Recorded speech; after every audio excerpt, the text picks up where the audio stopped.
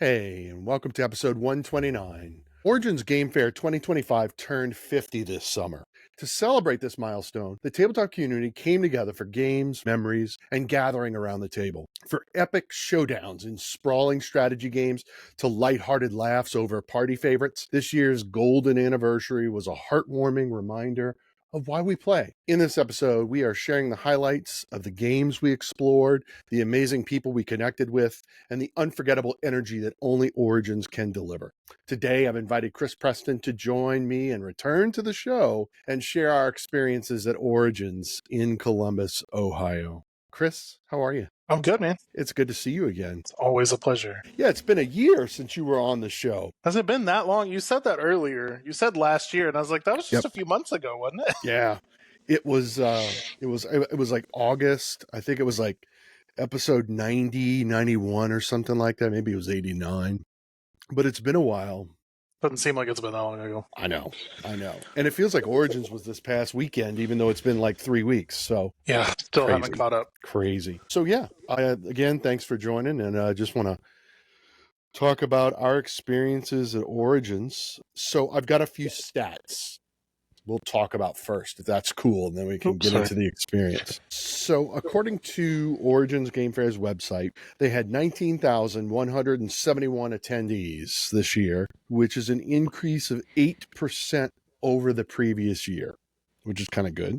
They had 410 exhibitors, of which one of them you worked for this year.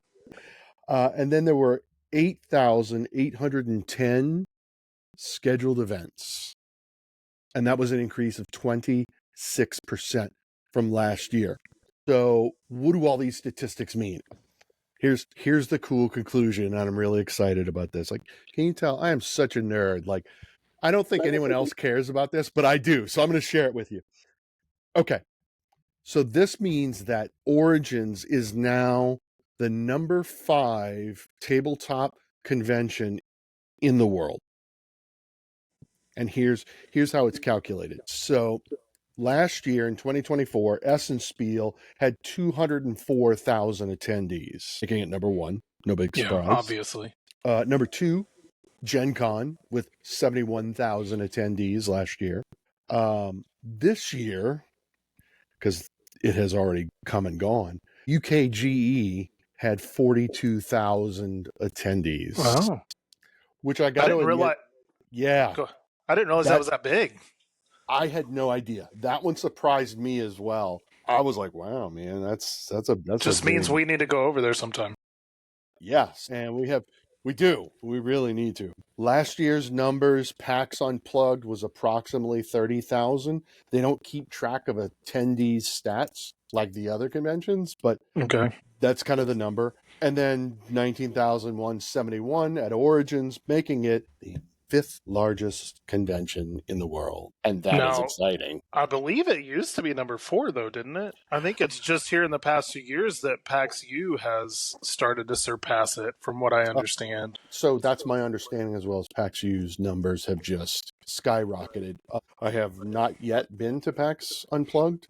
Yeah, same. It's a little far. It's not only is it far, it's like the first weekend of December, and so it's between Thanksgiving. It's right before Christmas, where you have holiday travel.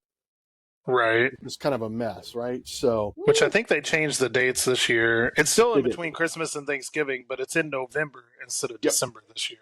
It is. So that maybe will help. Yeah. I think I would love to go up to that one. I was talking to somebody, her name eludes me, so I won't try to get it wrong, but she was saying that it has become a bigger one for a lot of the bigger publishers, especially because, number 1, geographically it hits a different region, and number 2, it's not 5 weeks apart like Origins and Gen Con. So, which, if you want to get into it, I'll go ahead and start on my negative note. One of my only disappointments of Origins was Tell me about there it. were a lot of bigger or well-known and well-established publishers that weren't there that I anticipated would be. Now, it's not the end of the world, and I don't feel like I missed anything without them there, but from what I knew of Origins years ago, I expected there to be a little bit more of a Gen Con exhibitor hall feel. And it definitely felt smaller, and it felt like there were some publishers that were missing a little bit. Now, again, if that's my only gripe, then I think the con was a success. From this conversation, I kind of deduce that a lot of them have not necessarily pulled out of Origins, but maybe aren't doing Origins every year because it's so close geographically and time-wise to Gen Con. Right. They've kind of gone in on PAX and Gen Con to give a little bit of separation there. So that's an interesting observation, given the fact that the stats say there were 410 exhibitors, Sure. and that's up. So there were, in fact, more exhibitors than there have been before. Yeah, that is very interesting. And she even said that there were, I don't want to overestimate the numbers, but there were a decent amount that had to back out fairly last minute because of they didn't get the stock in that they needed to be able to be at the convention. Right. And so, there could be a plethora of reasons why some of them weren't there this year. It could be the separation of time and geography and PAXU being more appealing that way. It could also be the tariff situation or the shipping issues that have, there's a little bit of a backlog and costs have gone up recently. So that's true. All that to say, it's interesting that I do agree that it's interesting that the numbers are up, but there were also a lot of great exhibitors still. There was just a good handful of publishers that I was kind of surprised to not see there, knowing that Origins used to be number 2 in the country. Yeah. And so it's interesting. So I want you to come back in August after Gen Con, because you're going to be at Gen Con, right? And that's the plan right now. Yep, absolutely. We just kind of solidified that this past week. And I will be at Gen Con. I think this will be an interesting conversation after Gen Con to do a side-by-side comparison, because we know there's some big vendors that will not be at Gen Con this year. Yeah. That have already backed out months ago. And I'm curious to see some of the non-American ones. Yep. Like, who's going to make the trip? Who's going to be here? Yes. Because I saw that Board and Dice is still going to have a booth, which I'm really excited about. They've become one of my favorite publishers in the past year or two. And so that's cool that they're still coming, but I am curious to see how that plays out. I can confirm that there will be a team from Mosaic Games. Okay. This is their first Gen Con. Just to remind you guys, this Mosaic Games, this is Palgan from Bangalore, India, who I had on the show. Yeah. He's coming, him and his wife and 2 of his staff members. I don't know. He didn't tell me who they are, but there's 4 of them, a contingency coming to Gen Con. So that's going to be exciting. I'll have to make sure and go say hey to him.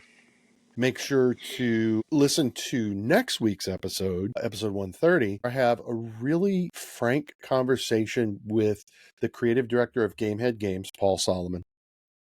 Okay. And we talk a lot about his booth and what he's going to be doing, and so we'll make sure to go say hi to him as well. So stay tuned for that one. But we'll save our conversation about Gen Con for a month from now, because this is supposed to be about Origins. It is, yes, absolutely. So you told me what your least favorite thing was. Do you have a single favorite thing?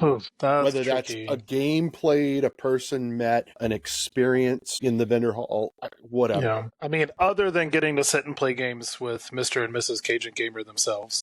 I mean, because, it's hard to beat that. I mean, it is hard, guys. It's really hard to beat playing a game with me and my wife. I'm telling you. Yeah. I think the best thing, just overall, for me was I got to see and meet a lot of people that I've known online for years. And, I don't live up around all these conventions where there's small pockets of groups of people that get together. I know that y'all usually have a big group get together at Geekway. I haven't been able to make it up for that. Living in Oklahoma, a little bit further away than that. And I don't get to meet and see a lot of these people that I see online very often. I got to meet quite a few people for the first time in person. So that's always exciting to get to say, hey, you actually exist in real life. Yeah. And then also just getting to see, through some of the conventions we've been to the past few years, we've built in-person relationships with a lot of the people that started online. And so that is always a blast of getting to, we chat online and text periodically throughout the year, but it's a blast getting to hug each other's necks and play a game and talk about life together. And overall, obviously, I love games and I play board games. Right. Hey, that's why we're here. But I think it's the people and the connection Mhm. with people that make the games so special. And without that, it's, I mean, games would still be fun without the relational aspect, but I think it just enhances it and makes it more special Right. and enjoyable. Yep. I agree. And I feel like that's what the typical answer is, the people, right? I know for me, that's my favorite thing, is getting to see everyone. Although I didn't get to socialize as much this year. The schedule was weird for me. Yeah. I had a great time. So here's my favorite thing about Origins, and why we will go to Origins forever. So the hotel we stayed at was not connected to the convention center, but was across the street. Okay. And it is infinitely closer than any connected hotel in Indianapolis at Gen Con. Yeah. Like, I walked out of my hotel and I'm across the street, and there I am in the convention center. It was great. Yeah. I loved that. I love that. That must have been aspect. nice. It was fantastic. And of course the hotel prices they're not as high as they are in Indy. I mean, Gen Con's got a bigger draw, so naturally. But yeah, that was the fun thing for me. My favorite thing, at least. It wasn't fun. It was just fantastic. Yeah, I'm interested to see how that plays out. Obviously, we said we'd hold our Gen Con conversation for later, but I saw Monday morning, as I was getting ready and eating breakfast before I started the drive back home, I saw a post where somebody said this was their first Origins, and they were kind of evaluating their thoughts and feelings versus Gen Con. And the comment section was all over the place, as they often are, but a lot of people agreed and supported for some of the same reasons you just said. The hotels are cheaper, it's easier to stay closer. The city itself, with the hotels and restaurants and convention center, feels closer and easier to navigate. The North Market is the single greatest feature of Origins, that it's right there in walking distance, and you can eat anything. Yeah. I'm kind of bummed we didn't get to experience any of that. We stayed, it was 25 minutes out from the convention center. So we had a 20-minute drive in and out every day. And when it was time to go, we got in the car and drove out, and we didn't really get to see and experience much downtown. So I would like to do that next time if we can, but budget-wise, we had to find a cheap hotel. So we stayed in the Dublin area on the northwest side of the city. Yeah, Dublin's kind of, that's kind of far It wasn't out. a bad drive. I won't comment on the drivers in the Columbus area. But so talk to me about your experience working in the vendor hall, because you were with Bitewing Games. Correct. So how did you get that gig? How did you enjoy that gig? Tell me all about it. Yeah. So I was thinking, after I said my favorite thing of the con, my second favorite thing probably was working the booth. We have gone to several conventions now and worked with publishers to demo and teach games. And I don't know what it is about it, but I just love doing that. I think it's a blast being able to teach a game and see it click for somebody and see them get excited about it. And, the responses are like, oh, we got to buy this. We got to have this game. And there's just something, fun and rewarding. And also being on the exhibitor floor, working a booth like that, it allows you to see and talk to people more. And so there were a lot of times that I got to see and catch somebody's eye that I might not have been able to catch otherwise, because they just happened to be walking by the booth. PJ being one of those people. I taught you iCore, and sadly you were not one of those people that fawned over it and decided to buy it. Not. And you were one of the rare ones. But yeah, Bitewing was a new company for me. I've heard of them, and I've played a few of their games. My gaming bestie, as I refer to him, who we were there together, you got to meet Kyle. I did. He has backed a few of their games, and so I've played some with him. But one of the people that I've met, actually, his wife and I connected online several years ago, and they live in North Carolina. And we've met them by going out to Tantrum Con in January or February. And depending on the year, they've changed the month a couple times. Now there's some of those in-person friends. Like, we've stayed at their house with them when we go out. Or if we don't get to stay with them, we go to dinner and hang out and play games before or after the convention. So, like, they've become some, really treasured friends for us. He texted me out of the blue. It was probably end of April, beginning of May. And he was just like, hey, you want to come to Origins? I'm working with Bitewing and they need some more people. And I said, I would love to, but I can't go by myself. And we didn't have anybody that would be able to watch the kids for Caitlin and I to go together like we would have liked. But I just texted Kyle. I was like, hey, you want to go to Origins and work with Bitewing, knowing that he likes the company already. And so he talked to his wife. She was like, yeah. And so we ended up getting on with them. And, it's really cool. I mean, for one thing, it makes it affordable. Right.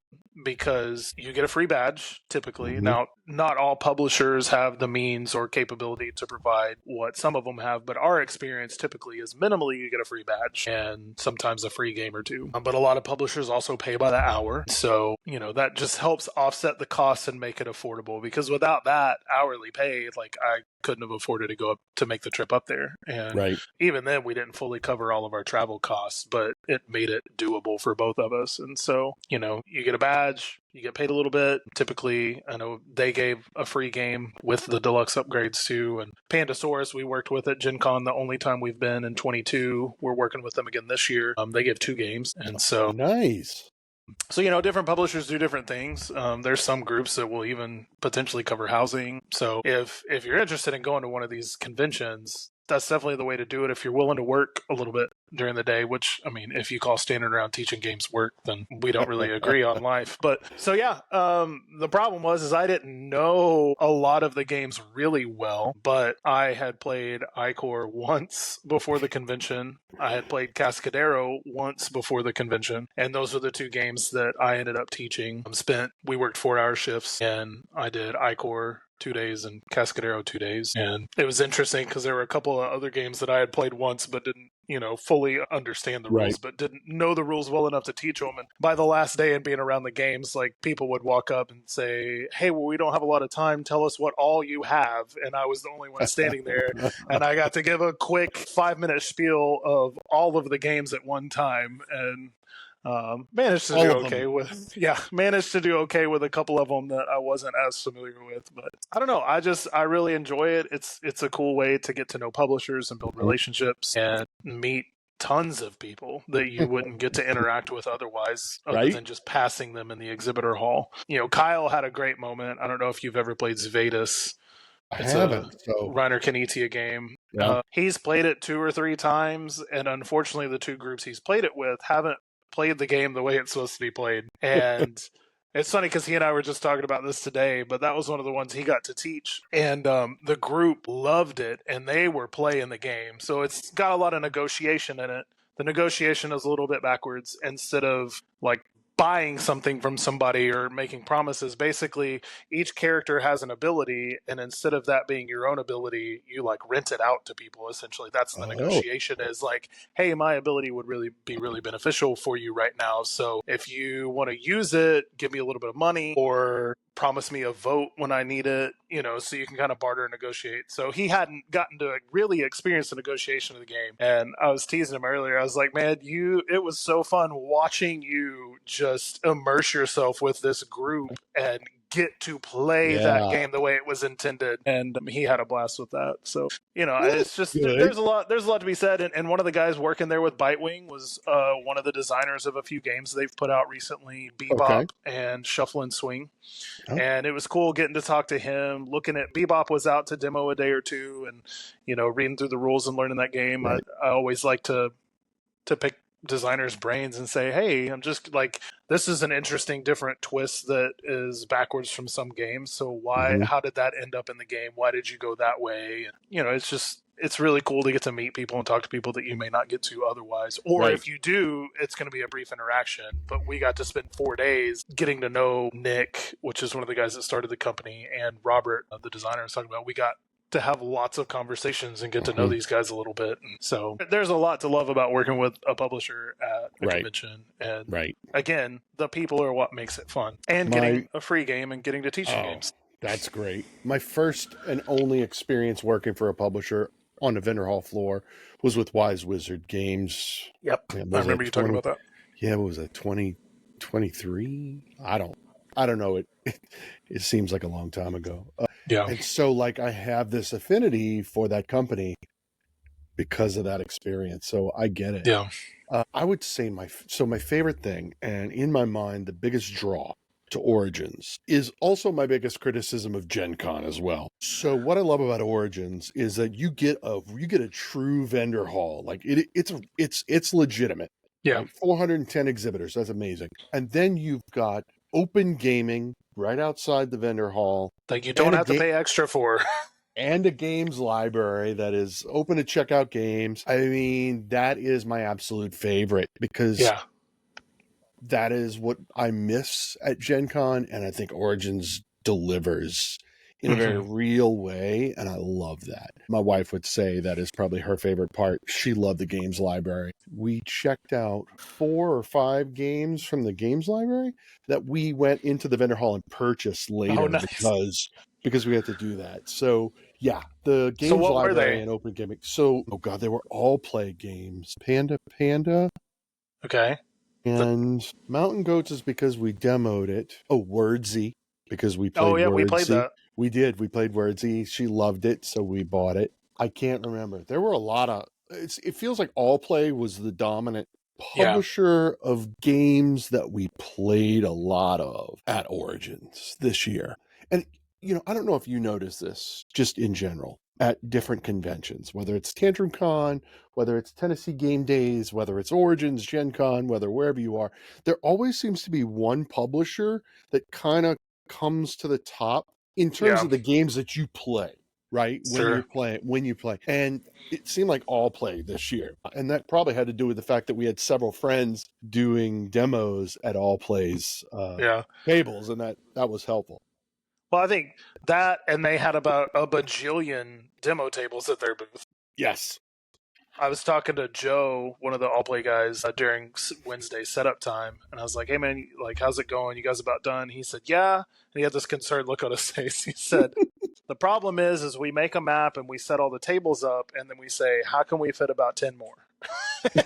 And they did. They had them crammed in there. So I think, one, they had so many tables for demo, but they've also been cranking out games at a ridiculous pace. And they're not all hits for me, typically. Not that they're bad games. I think they're usually solid games. Yes. They're just not all something I want to in my collection. But they're also quick to pick up. Yes. Easy to learn. Yep. And they don't take long to play. And so I think they're like kind of that perfect convention game. Yeah.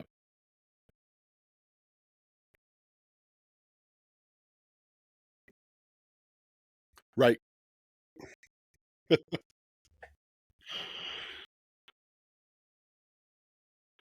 Yes, I agree.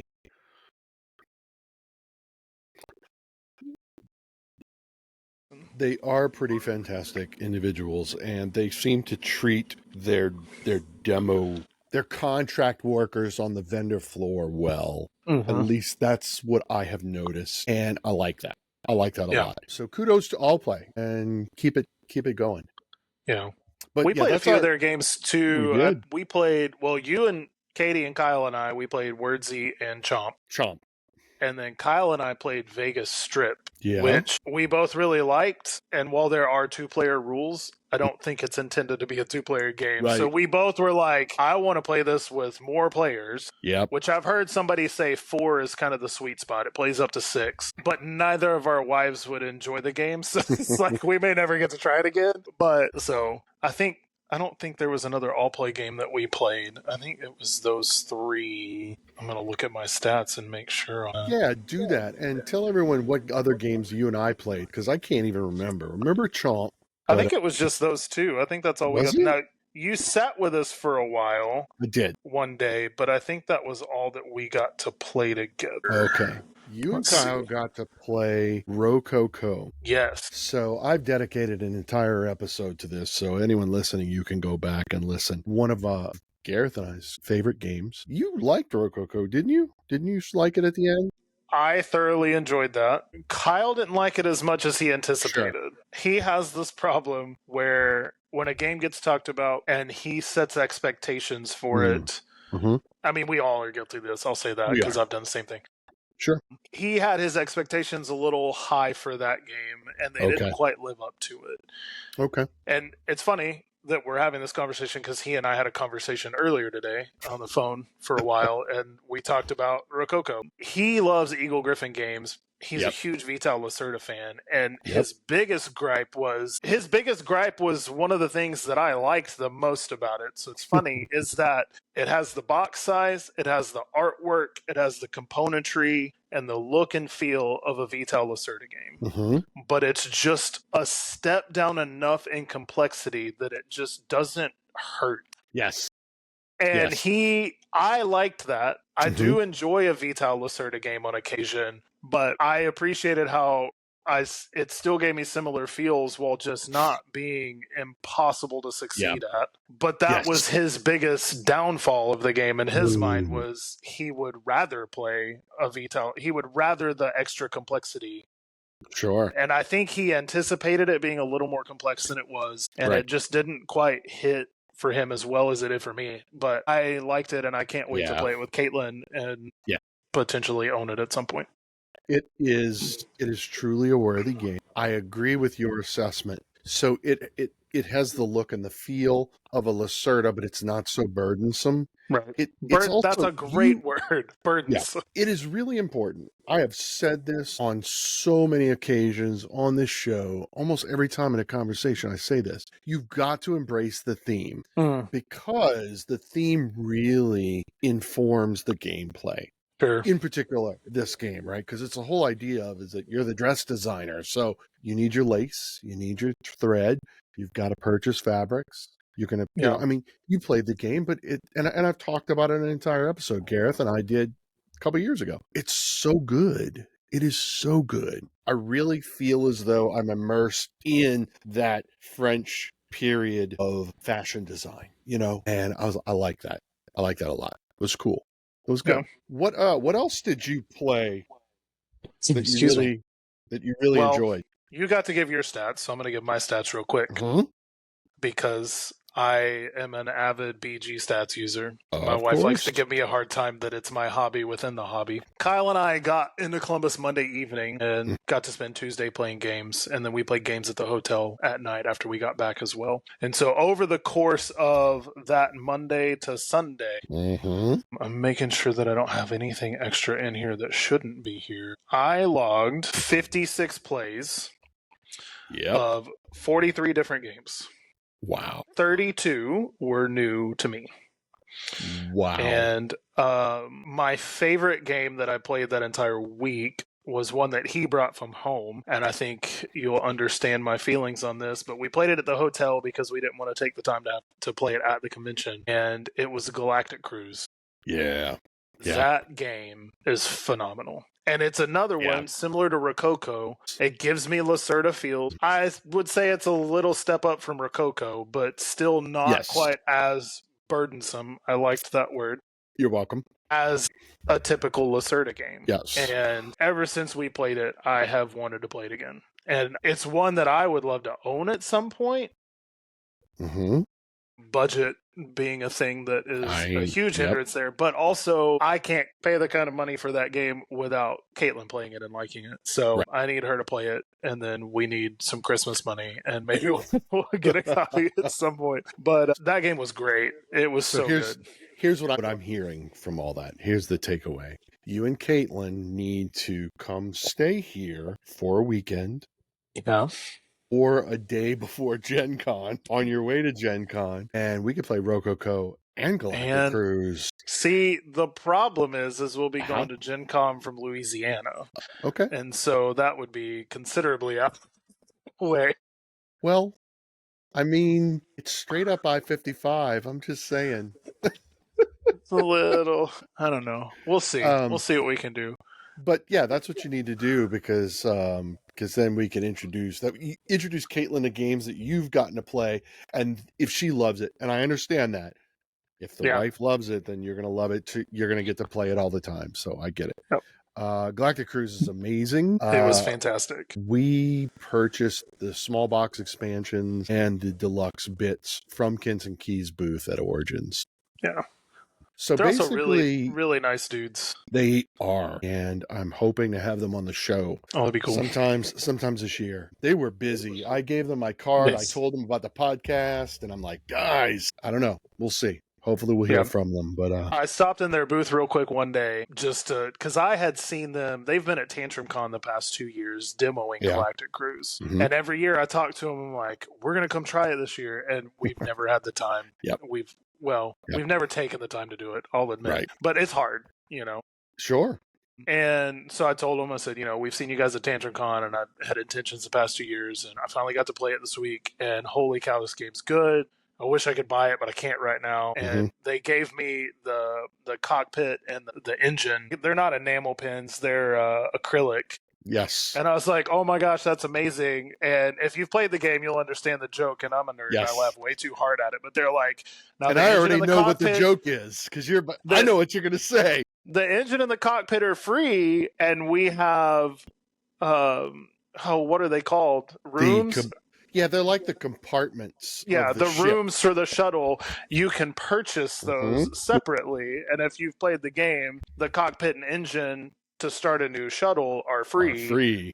But you have to buy the rooms to build out your shuttle and have space for your passengers. So that is right. I was like, oh my gosh, that is amazing. Yep. So here's another thing, another strategy or tip for you if you want to get Galactic Cruise on a tight budget. And I'm speaking from experience, is take some of the games on your shelf that you haven't played in 3 or 4 years and sell them at your local game store or at a consignment sale at Origins. Yeah. Katie and or I a virtual flea market.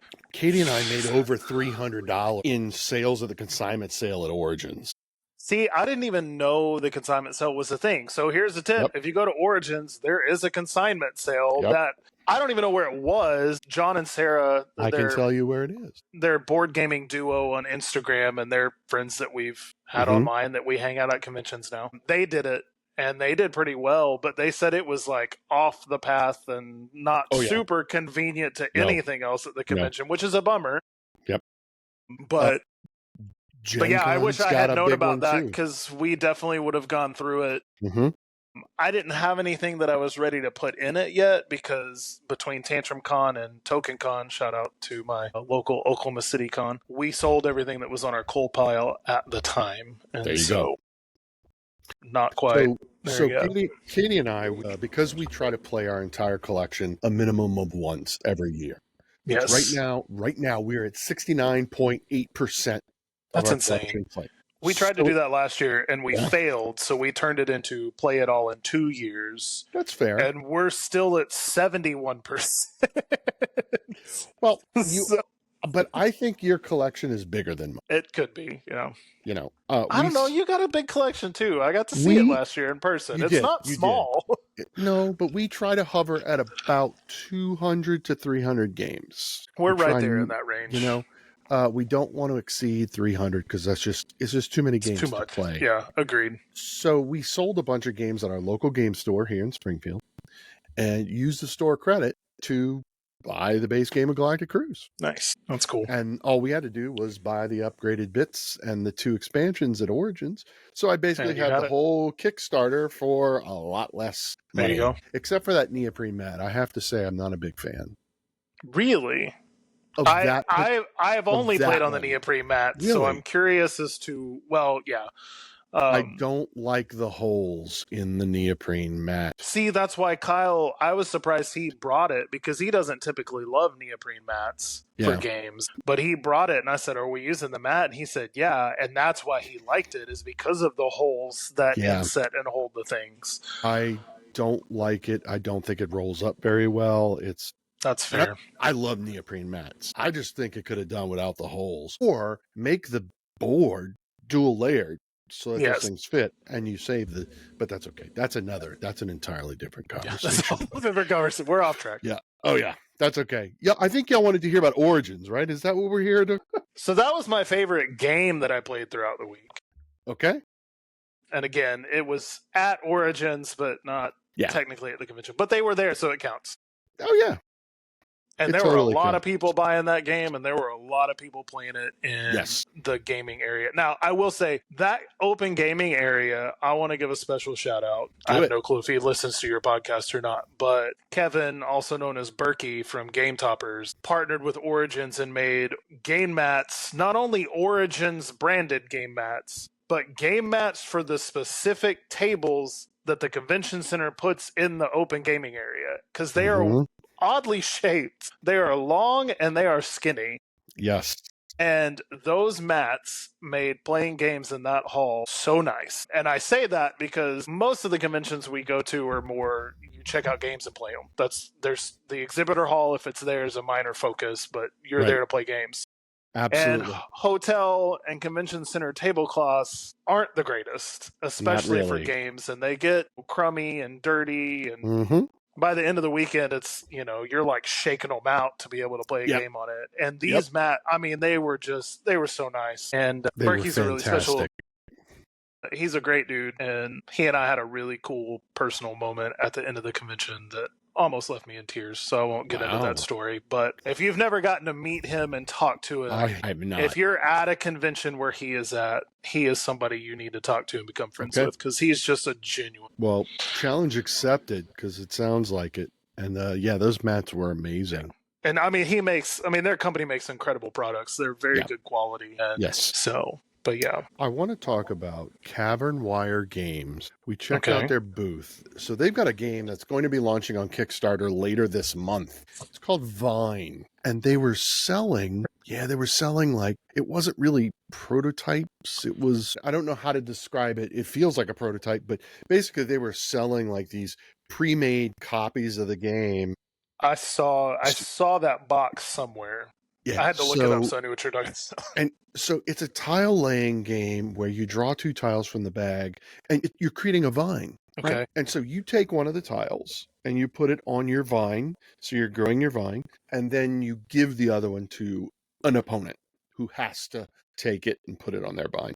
And then the play continues around. And you're trying to grow beans, and you get victory points for the number of beans that you have, and you can harvest them, and that's how you get the points. It's a really great game, and it comes in this beautiful green velvet bag, and the bag is yes, it is. It's really incredible, and I'm hoping I got to talk to both Bobby, the designer, and David.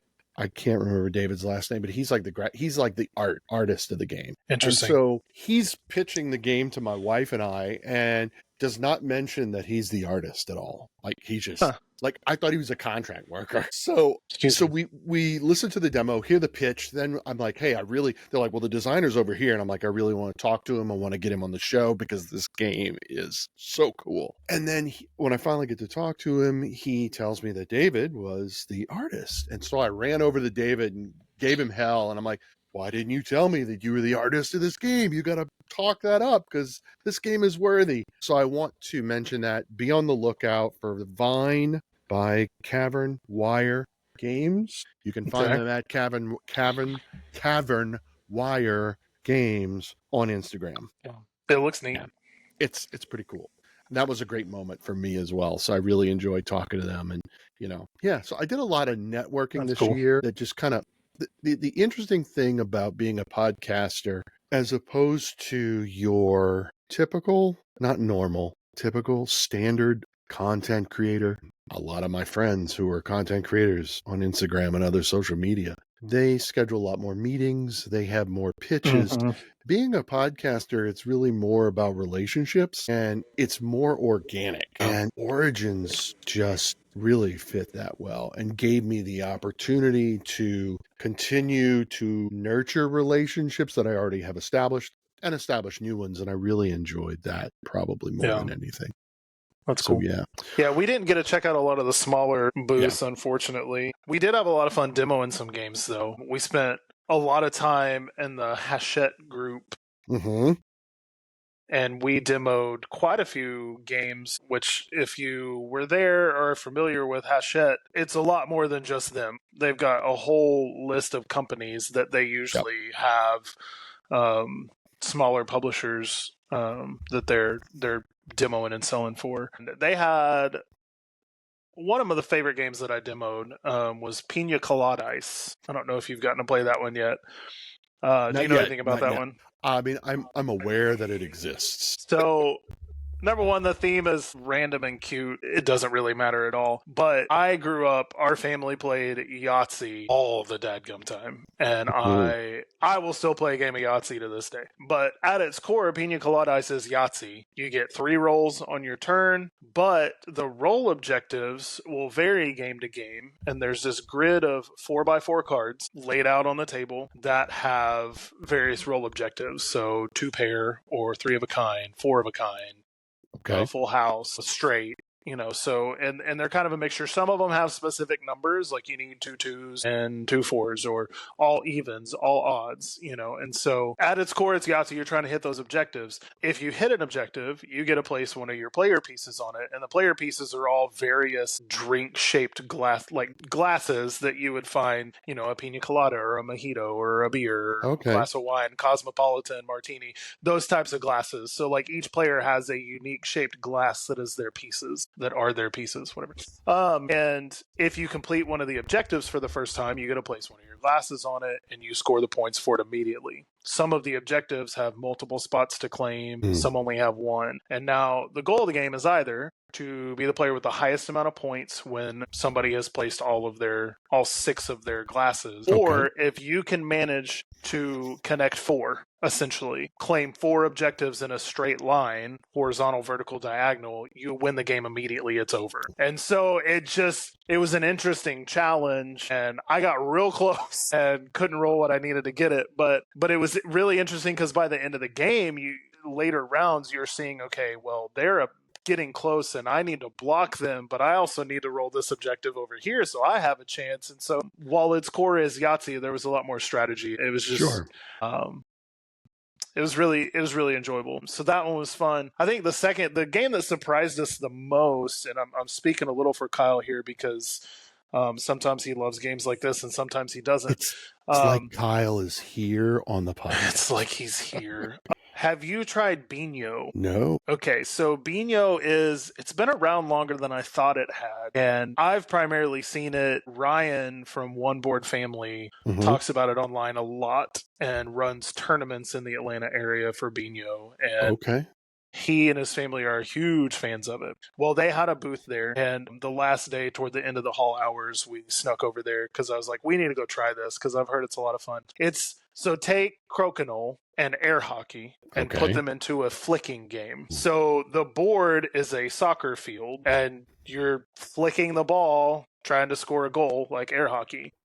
Okay. But there's metal pegs that are set up in front of the goal, the net, and you've got to like flick it through and around them. And I mean, it's not Galactic Cruise or a Vital Lacerda game. But if you're a fan of flicking games, dexterity games, or you're a soccer fan, it's definitely one to check out because it was just, I mean, we were laughing and we were having so much fun with it. And the really interesting thing is, if you seeing the board online so many times, I just assumed the edge of it was, like a hard plastic or a wood or something. Sure. But it's like an elastic band, so you can like play the edge and try to bounce it off the edge. Ricochet. Okay.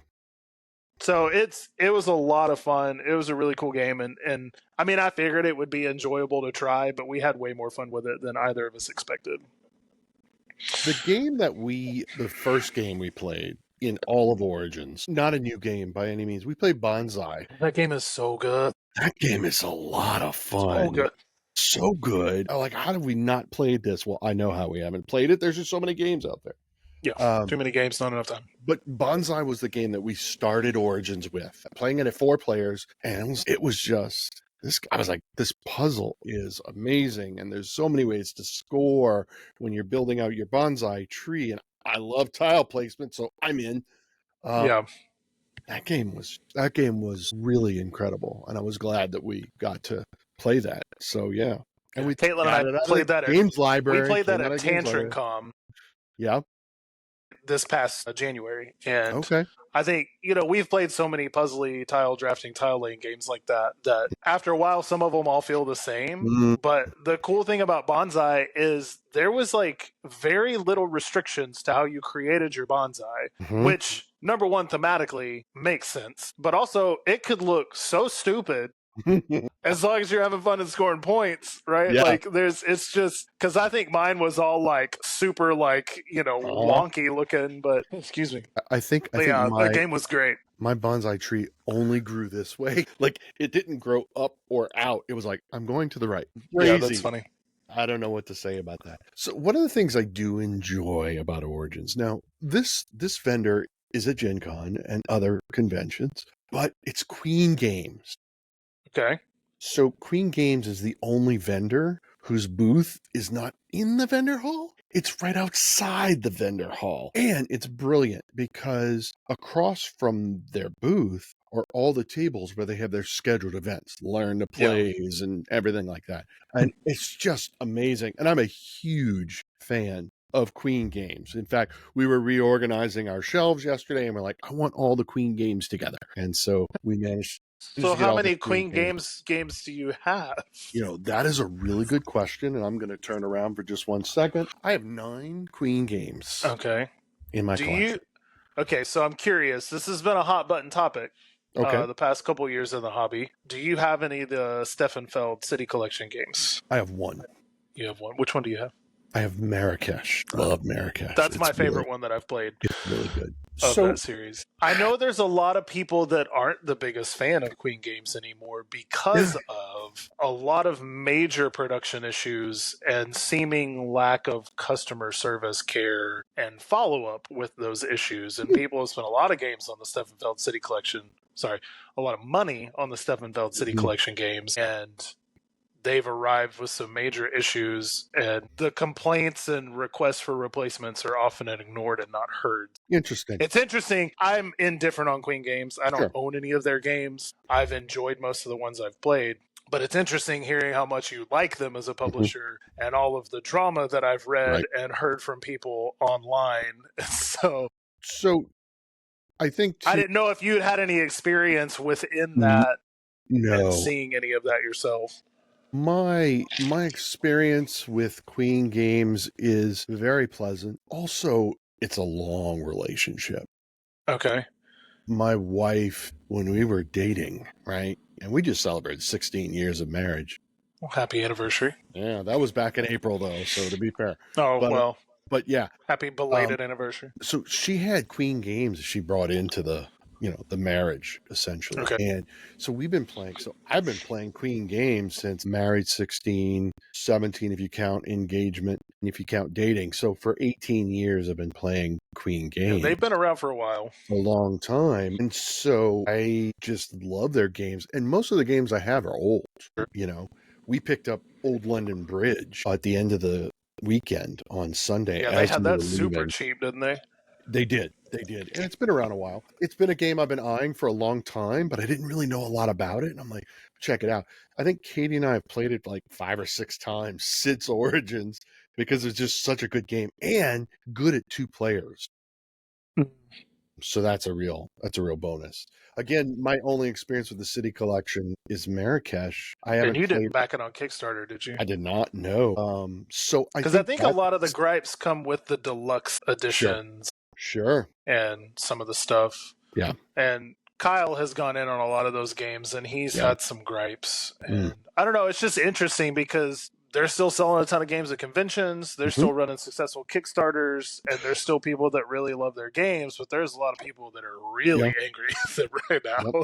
Well, I that's interesting. I'm glad to hear that. So that's, something to consider. I'm really hoping to get Rachel from Queen Games or another team member to come on the show because they've got a really interesting story. I'm not going to say much about it, but I learned at Origins just about some of their successes and survival skills through everything that's going on. And interesting. I'm like, I need y'all to come on the show because this is cool. I think it's a great story worth telling. Be cool. And I hope that Rachel or one of her team is able to come on the show and talk about it. That'd be great. So I was really excited about that, and that was cool. Yeah, they had Queen Games. Yeah. I played a new to me Queen game. Oh, yeah? at Origins that was one of my favorite games that I played out of the library. Okay. And that is a game that you've talked about and really enjoy. And we even talked about it at Origins, and that is Dabawala. That game was game is so good. much fun. And they had some killer deals on their games. And They did. I'm kind of in this place where I'm trying to not buy a whole lot unless I know that we like it or it's kind of a guarantee. Well, Sure. they had it for $25. Yeah. And I was so tempted to buy it. But somebody said that it's not the best at 2. And since my wife and I tend to do most of our gaming at 2 players, I decided not to buy it without her playing it. Sure. But I was tempted to. But anyway, I really like Dabawala. That was one of my favorite games that I played out of the library. We love polyomino games. We have a ton. We play a ton. And I just thought the flow of the game was so unique and how you're stacking the tiles. And I don't know. It was really interesting and it really stood out. And I was tempted to buy it, but I decided not to. Now you and Caitlin have to come over and add Dabawala to the. So there's 3 games that we have to play. See, here's the problem. Sure. If we come, we have children. I got room. You can come to us, too. I already extended that invite.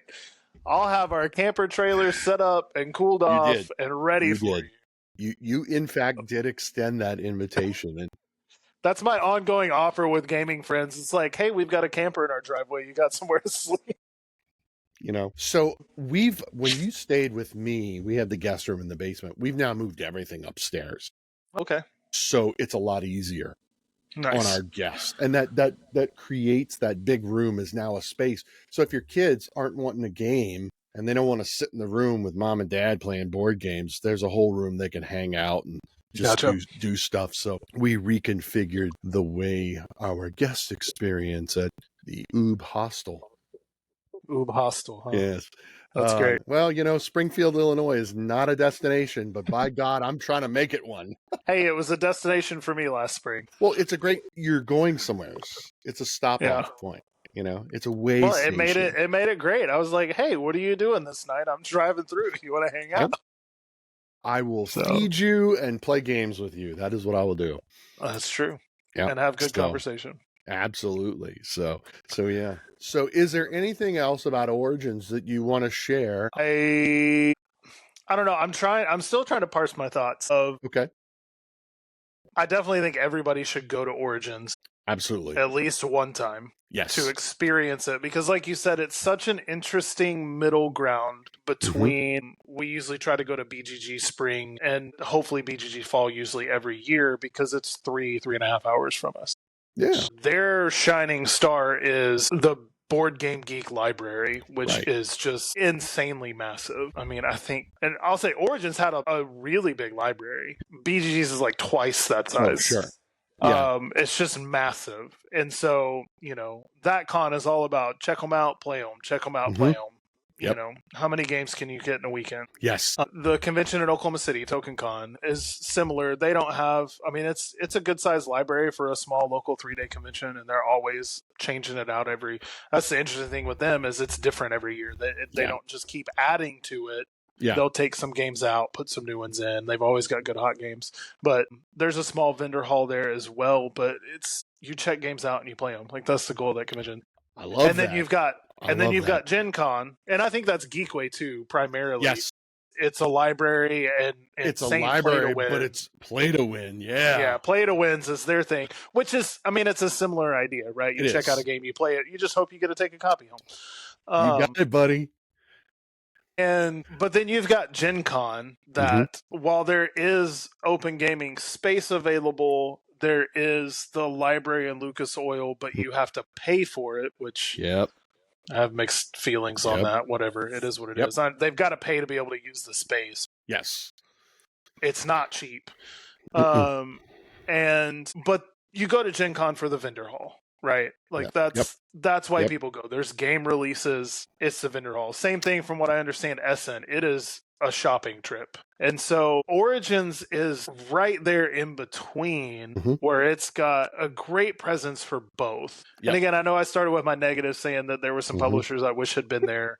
there were still plenty of publishers to see. You could have demoed games all day, every day, all day. and still probably not demoed every game that was in the hall. Yep, absolutely. So don't mishear me there. It still was a great vendor hall. I think I was expecting a little bit more than it was, Okay, and that's on me. That's fair. That's fair.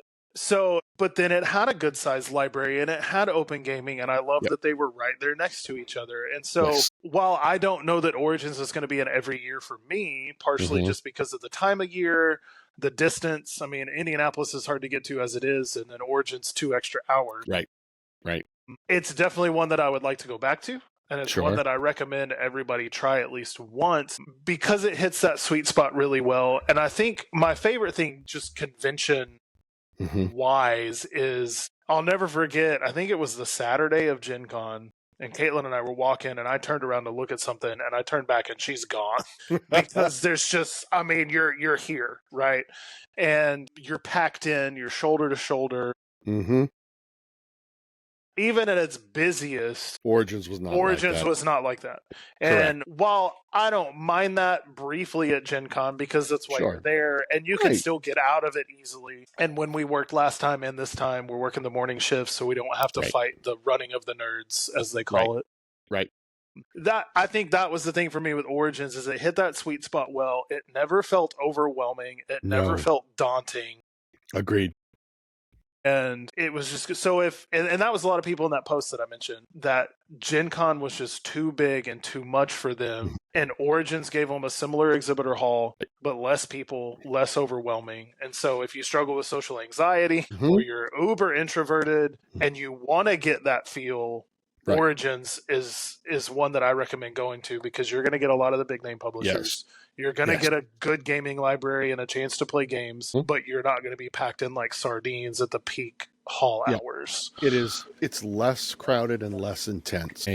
But it's also 60,000 less people. So, it makes sense. True. It's true. But I would agree with that assessment completely. Yeah. I think Origins hits the sweet spot. It's perfect. It's a great way to kind of work your way in and experience Columbus as well, because it's a great city. So Chris, thank you so much for sharing all of your experiences and observations. I'm glad we got to hang out. I'm glad we got to play games at Origins. And Absolutely. It's good to see you again, guys. Remember to like and subscribe. We are at 78 subscribers. We're trying to get to 100 by October. So help me get there. I'll make sure next week, episode 130 with Paul Solomon. We've got a few more things coming up before Gen Con. And Chris is going to come back. You're going to come back, and we're going to talk about Origins and Gen Con. We're going to compare. We'll do our comparison, and that'll be great. So thank you once again, and guys, remember, be kind to each other and play more games.